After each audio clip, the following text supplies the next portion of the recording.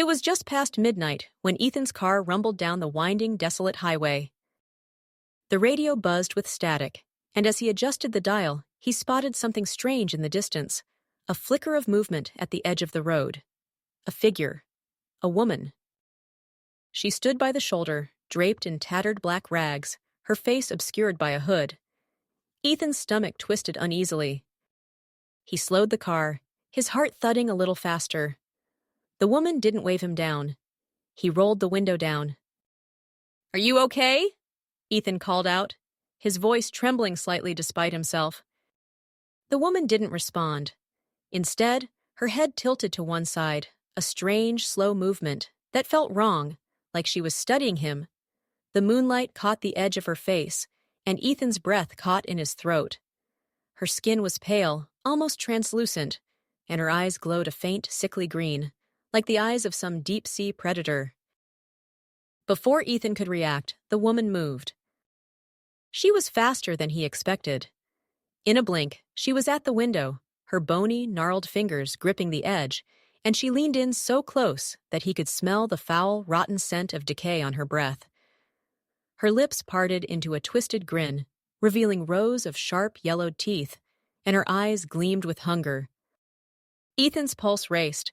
He slammed his foot on the gas, but the car didn't move. Her mouth clamped onto his head like a vice, her teeth digging into his scalp.